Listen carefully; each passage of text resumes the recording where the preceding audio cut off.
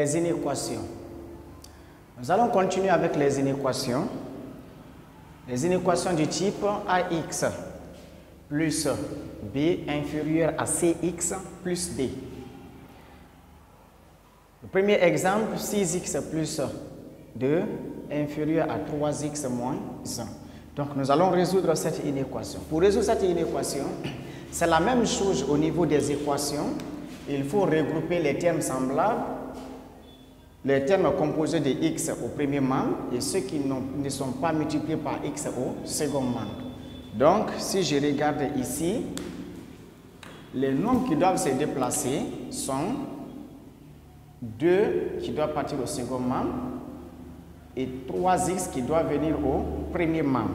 Donc, les nombres qui ne vont pas se déplacer ici sont 6x et moins 1.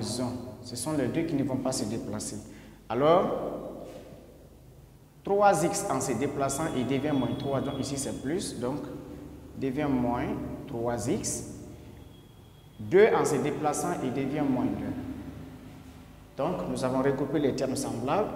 Maintenant, on effectue le calcul. 3x plus, moins 3x plus 6x, on obtient 3x. Inférieur, moins 2, par moins 1, moins 2, on obtient moins 3. OK? Donc, on peut trouver la valeur de x. X sera inférieur à moins 3 sur 3. Moins 3 sur 3 qui est égal à moins 1. Donc, on obtient x inférieur à moins 1. Donc, x inférieur à moins 1, qu'est-ce que cela veut dire? Cela veut dire que l'ensemble des solutions de cette inéquation, ce sont des nombres qui sont inférieurs à moins 1. Donc, tout nombre qui est inférieur à moins 1 est solution de cette inéquation. Tel que si je prends, je peux citer quelques-uns, nous avons moins 2, moins 3, moins 5, moins 100, moins 1000. Donc, tous ces nombres-là représentent des solutions pour cette inéquation.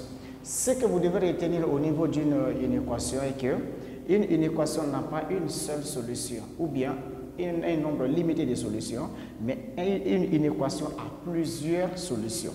Et cette solution, nous pouvons traduire cette solution sous forme d'intervalle.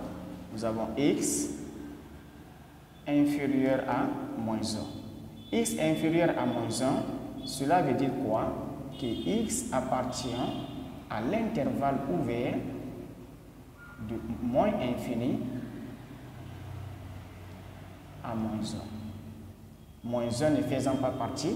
Donc, l'ensemble des solutions de cette inéquation, ce sont des nombres qui sont inférieurs à moins 1 ou bien des nombres qui appartiennent à l'intervalle de moins infini jusqu'à moins 1. L'option peut être représentée graphiquement.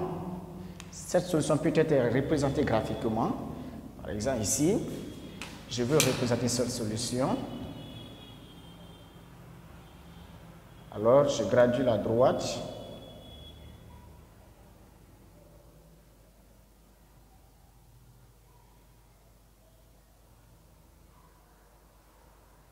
Voilà. Là, nous avons 0. Ici, moins 1. OK?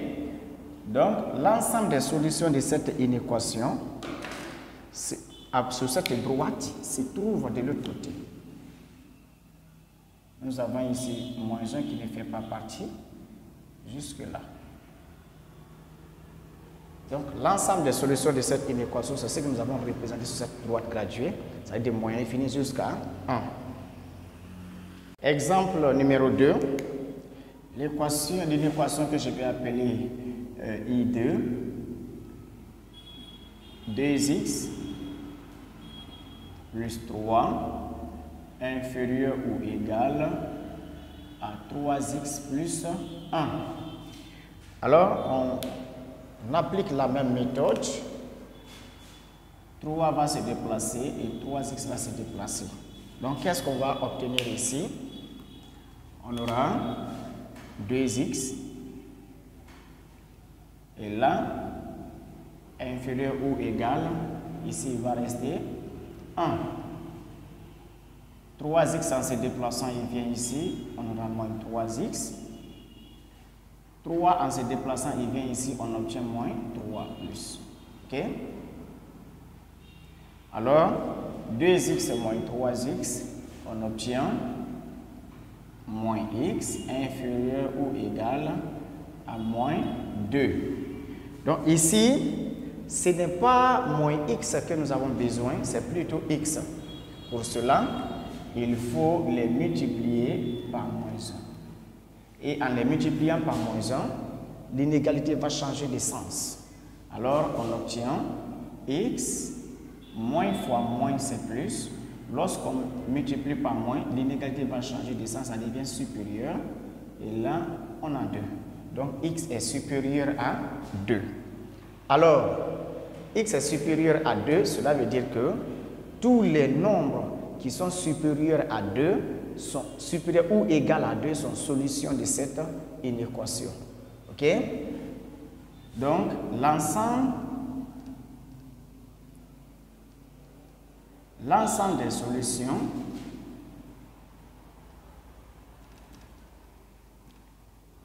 solutions de I2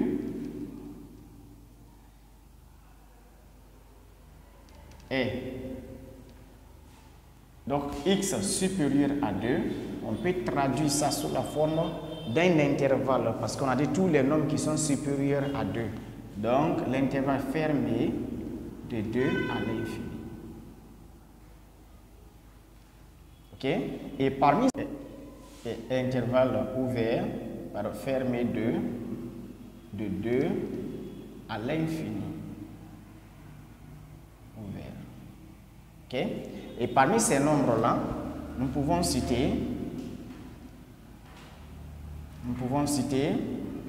2 lui-même, nous pouvons citer 3, nous pouvons citer 100, nous pouvons citer 1000, qui peuvent être solutions de cette inéquation. Lorsqu'on vous demande de représenter la solution, ou soit les solutions de cette inéquation sur une droite graduée, c'est la même chose. On va le faire à main levée. Tu as ça.